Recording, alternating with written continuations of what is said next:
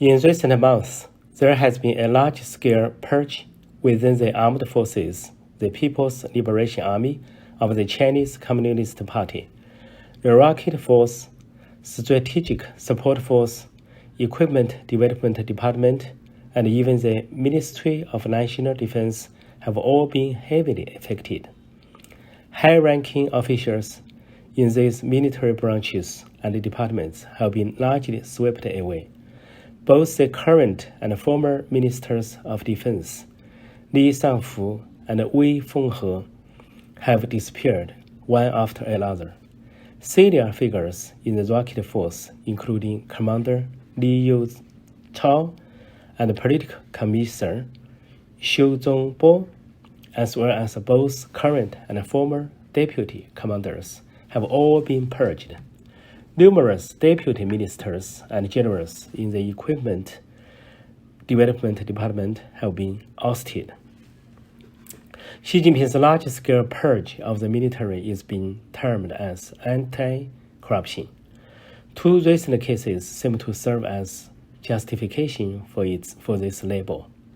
Firstly, a Type 093 Sun-class nuclear submarine of PLA met with a disaster in the Yellow Sea, leading to the loss of all 55 onboard officials and soldiers. After multi-party verification, even the internationally renowned British intelligence agencies confirmed that the PLA's submarine fell into a trap of its own making, resulting in depletion of oxygen and asphyxiation of all personnel. Secondly, in recent years, during China-India border clashes, the PLA boasted its armed vehicle Dongfeng Mengsi, toasted as China's knock-off version of the Hammer, turned out to be substandard. After the PLA crossed the border to attack the Indian army, the latter retaliated by crossing the border. The PLA thought that they would be safe inside the Dongfeng Mengsi. However, because the rules of engagement in the China-India border conflicts prohibit the use of firearms and only allow for sticks and stones, the Indian army easily penetrated the Dongfeng Mengsi with just sticks and stones, pulling out the PLA officials and soldiers, either capturing or killing them.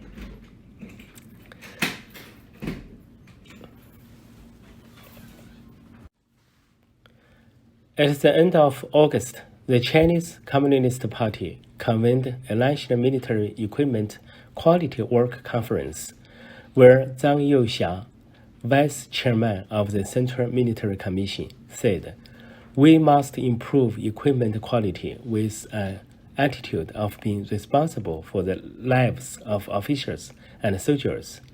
This conference and Zhang Youxia's speech confirmed that incidents involving nuclear submarines and other military equipment were related to equipment quality and underlying corruption. It's not surprising to hear that the Chinese Communist military is corrupt. The extent of the corruption often exceeds outsiders' imagination.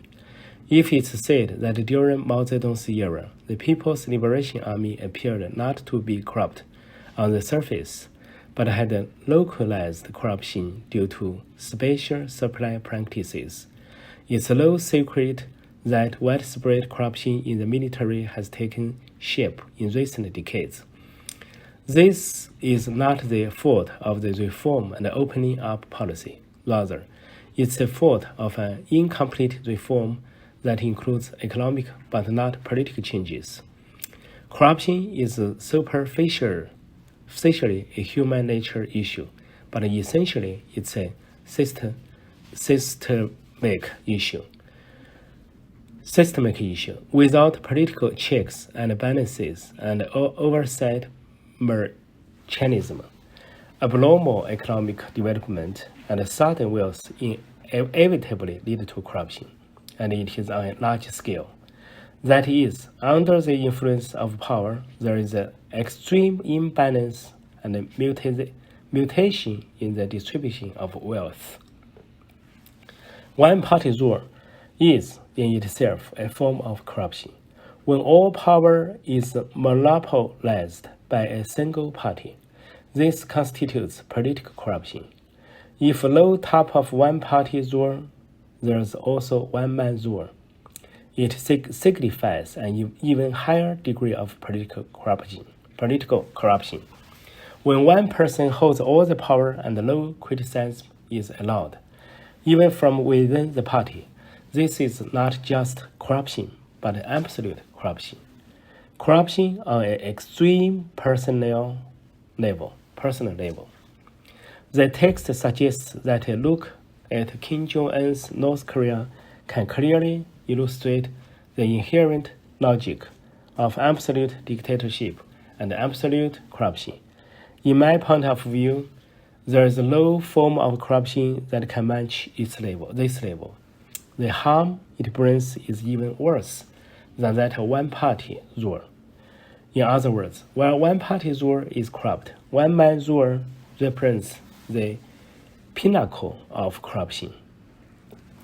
An army that cannot eradicate corruption is also an army that cannot win battles. It predicts that the Chinese military, PLA, under the governance of the Chinese Communist Party, will not only fail to achieve victory in future conflicts, but is also destined to lose. This applies whether the conflict is with India, involves the war over Taiwan, or a confrontation with the United States.